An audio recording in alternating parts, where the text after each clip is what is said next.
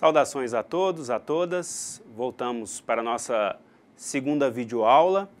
Nessa videoaula nós finalizaremos esse conteúdo inicial de apresentação e organização de dados. Dados coletados para serem organizados em gráficos e tabelas. Hoje nós faremos a nossa segunda aula e postaremos as resoluções também na nossa plataforma. Vamos então à aula 2 da apostila. Então, continuando nossa segunda aula, na aula de hoje nós gostaríamos de discutir ou apresentar como construir distribuições de frequências agrupadas para variáveis quantitativas, discretas e contínuas. Foi onde nós paramos na nossa última aula. Bom, também nós queremos apresentar aqui hoje processos para construir histogramas, polígonos de frequência, para representar distribuições de frequências agrupadas.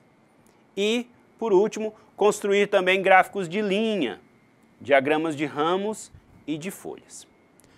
Muito bem. Para variáveis quantitativas discretas, retomando o exemplo da aula passada, nós tínhamos lá um grupo de indivíduos onde eram apresentados tanto o número de filhos, né, de cada funcionário daquela empresa e também a idade. Se nós quisermos fazer uma sondagem para uma seguradora ou para planos de saúde da faixa etária, é importante que nós agrupemos esses dados, né, por faixas etárias. Nós teríamos um volume muito grande de dados por faixa etária. Então, esses dados agrupados para a seguradora, o que seria mais interessante, se fosse uma seguradora de veículos, por exemplo, nós teríamos as faixas etárias mais importantes, 19 a 23, 24 a 28, 29 a 33, 34 a 38, 39 a 43, 43 a 48, 49 a 53 e ainda acima dessa idade. Bom, organizando os dados da última aula, pensando nessas faixas etárias, nós tivemos esse resultado. Lembrando, frequência simples, né? Tanto a absoluta como a relativa, e a frequência acumulada, como nós descrevemos o processo na última aula. Nesse caso, então, nós conseguimos apresentar uma variável não elemento por elemento, mas dentro de faixas etárias. Isso é muito interessante aqui para a nossa apresentação nessa faixa de dados. Ok. Como nós procederíamos, então, para fazer esses tipos de apresentação para variáveis quantitativas contínuas? Uma regra geral, e é bom a gente ter essas regras, né? Definição de classes em uma distribuição de frequências agrupadas. Primeiro, duas regras gerais. Primeiro, as classes têm que ser exaustivas. O que eu quero dizer? Que todos os elementos devem pertencer a alguma das classes. Um segundo fator é que as classes têm que ser mutuamente exclusivas. Isso é, cada elemento não pode pertencer a uma única classe. Tem que pertencer a uma única classe. Se você voltar aqui, essas classes aqui, elas obedecem aquelas duas regras. Primeiro, elas são exaustivas. Todos os funcionários daquela empresa estão alocados, podem ser alocados em uma dessas faixas etárias. E segundo, um mesmo funcionário não consegue ser alocado em duas faixas etárias. Ele não pode ter de 19 a 23 e ao mesmo tempo ter de 24 a 28. Primeiro passo, então, para definir os números de classes é nós considerarmos a amplitude dos dados. Essa amplitude, ela é designada por essa formulazinha. A ideia é bastante simples. Qual é o valor máximo dos nossos dados? Qual é o valor mínimo? Subtraia o valor máximo do valor mínimo. Isso me daria a amplitude dos dados, a amplitude total dos dados, aqui representado por um delta total. O que vai acontecer? Se eu tenho um caso em que a amplitude, por exemplo, seria 28, nós poderíamos definir que essa amplitude, aleatoriamente, arbitrariamente, nós poderíamos colocá-la como 30, e definindo que nós queremos, por exemplo, 5 classes, nós dividiríamos 30 por 5. Então, o tamanho de cada classe é 6. Essa estipulação do tamanho de cada classe, ela é bem arbitrária. Ela vai muito do que queremos mostrar, de como queremos mostrar. Considerando, então, que fizemos essa divisão, cada classe era 6, é de 6, é tamanho, né? O valor mínimo seria 4. Então, as classes, elas pegariam, primeira classe, de 4 mais 6, de 4 a 10. Segunda classe, 10 mais 6, 16. Então, a segunda classe de 10 a 16. E por assim vai. Vejam que a notação aqui, ela é muito importante. Do lado esquerdo, nós temos um colchete indicando intervalo fechado. Do lado direito, nós temos um parêntese indicando intervalo aberto. Repetindo, 1, 2, 3. Do lado esquerdo,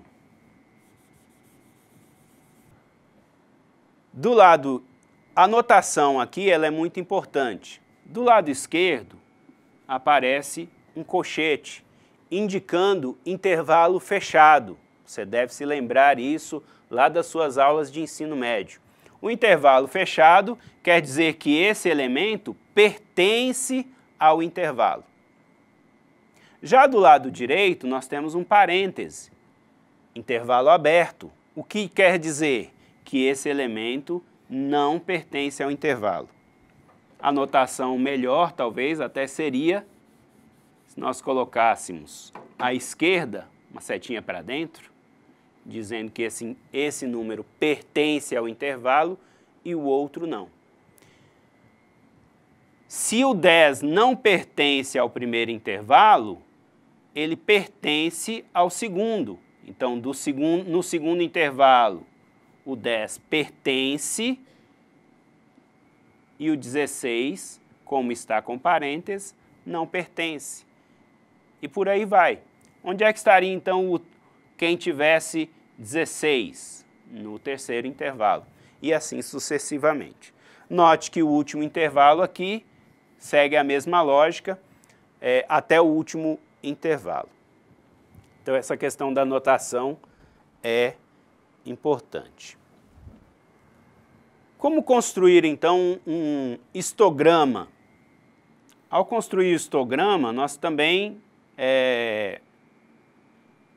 conseguimos construir o polígono de frequência. O polígono de frequência é sempre construído a partir de um histograma. O histograma é um conjunto de retângulos com bases sobre o eixo horizontal, dividido de acordo com os comprimentos das classes, dos centros dos pontos médios das classes e das áreas proporcionais ou iguais da frequência. Essa seria a nossa definição de histograma.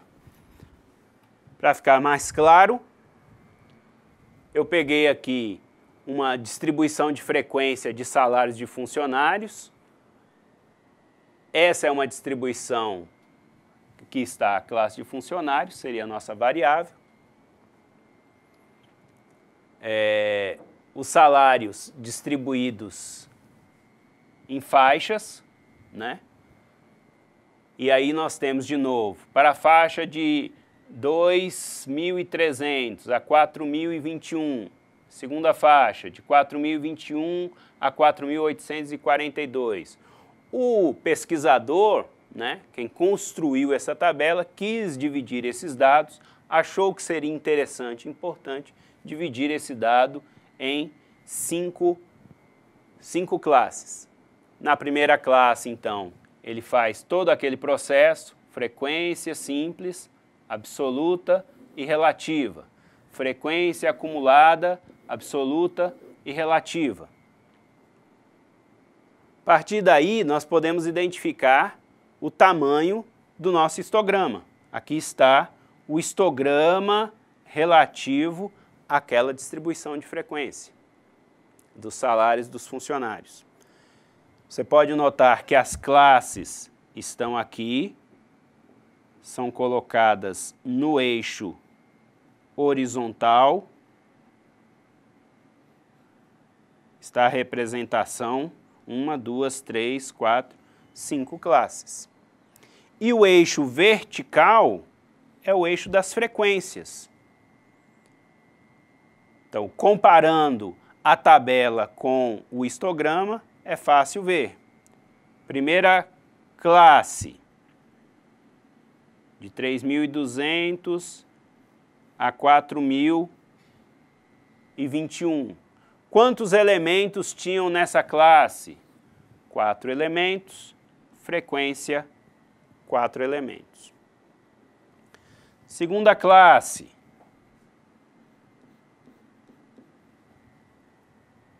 de 4.021, fechado, a 4.842, aberto. Quantos elementos nós tínhamos nessa segunda classe? 2 elementos. Então, a frequência, o tamanho da coluna é de 2 elementos. E assim sucessivamente.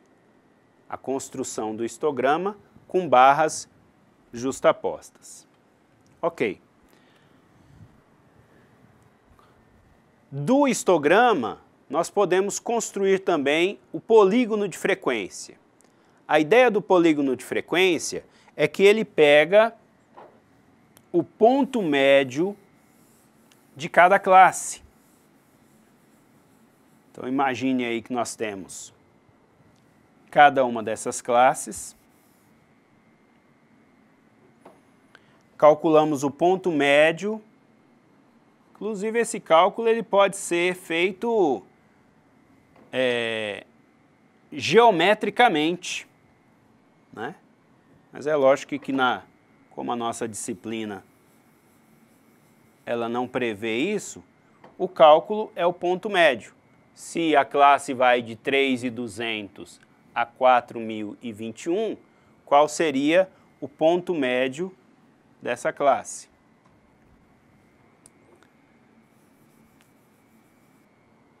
Partindo do histograma, nós podemos construir os polígonos de frequência. O polígono de frequência ele tem por base o histograma exatamente identificado a partir do seu ponto médio de cada classe. Se eu tenho uma classe de 3.200 a 4.021, eu identifico onde é o ponto médio dessa classe, é só fazer uma média aritmética, destaco aqui no histograma esse ponto médio. A construção do ponto médio, inclusive, ela pode ser feita geometricamente, né? Mas não é o objetivo nosso aqui. Para cada classe, então, eu determino o ponto médio de cada classe. Ligando esses pontos médios, nós teríamos, então, o polígono de frequência. Se você imaginar, aqui eles não fizeram sobrepostos, mas justamente esses elementos, esses pontos, seriam os pontos médios das classes representadas. Esse seria o histograma relativo àquele polígono de frequência. Lembrando que a gente tem lá, só recordando aqui, e o polígono de frequência relacionado. Ok. Um outro tipo de gráfico é o diagrama de ramos e folhas. É essa estrutura que está construída aqui. Qual é a base dessa estrutura? Ela divide os elementos que estão sendo analisados em duas partes. Uma parte relativa a um primeiro elemento do número e a outra parte à esquerda relativa ao segundo elemento do número. Então, vamos supor que nós tenhamos vários dados e indicamos ele nessa primeira linha. Que dado é esse? Esse dado é o 0,1 ou 1,0. A lógica, então, do diagrama de ramos e folhas, ele é composto por uma linha vertical e nessa linha vertical ela separa o primeiro número do dado analisado do segundo número do dado analisado. É como se nós tivéssemos dados assim, 1,0, 2,9, 3,7, 3,4. Como é que nós jogaríamos esses dados no diagrama de ramos e folhas? 1,0, o 1 à esquerda, o 0 à direita. Como é que jogaríamos o 2,9? O 2 à esquerda, o 9 à direita. Nós temos dois elementos em que o número inteiro é 3. Nós temos o 3,7 e o 3,4. Então, a representação seria 3 na esquerda, o 7 e o 4 à direita. E por aí vai. Esse tipo de representação ela é muito frequente, muito utilizada quando nós queremos identificar quais os elementos ou qual o valor mais frequente em uma determinada amostra, em uma determinada população, considerando o seu valor inteiro. Aqui uma outra estrutura de diagrama de ramos e folhas, com análise sucessiva de dois elementos, né? Nós temos no centro o número inteiro e valores à esquerda dele e à direita. É como se nós tivéssemos, então, o 1 no primeiro elemento, à esquerda, vírgula alguma coisa, à direita, ninguém. Seria 1,0. E assim com os outros. O 2, à esquerda, 3 elementos, à direita, apenas um elemento. O 3, à esquerda, nenhum elemento, à direita, 2 elementos. É um gráfico comparativo, né? Muito usado para fazer gráficos comparativos. O outro gráfico importante, gráfico de linhas. Esses gráficos de linhas, via de regra, eles são utilizados para séries temporais. Nesse exemplo aqui que nós temos é a construção, o consumo de refrigerante entre os anos de 1986 a 2005. A cada ano, então, fica registrado, corresponde um ponto. No eixo horizontal, nós teríamos o eixo tempo. E no eixo vertical, nós teríamos o eixo consumo. Cada ano, então, corresponde a um consumo. Com isso, nós conseguimos uma série temporal ou uma série histórica do consumo desse refrigerante, isso em milhões de litros. Os gráficos de linha, eles são bastante utilizados também como elemento comparativo. isso na administração, na economia, quando nós pensamos em fatores que podem ser visualizados durante um período de tempo, estudados, analisados durante um período de tempo. Então, um exemplo, por exemplo, aqui, foi feito um estudo sobre o número de homicídios no estado do Rio de Janeiro e de São Paulo, entre 1980 e 2002. A ideia do comparativo, né? Para fazer a comparação é possível, então, construir um gráfico de linha em que as duas séries são representadas conjuntamente. Então, nós teríamos aqui o ano para Rio, para São Paulo, de 1980 até 2002. O interessante desse gráfico resultante, muitas vezes ele é construído não monocromático, como está aqui, né, mas com cores variadas,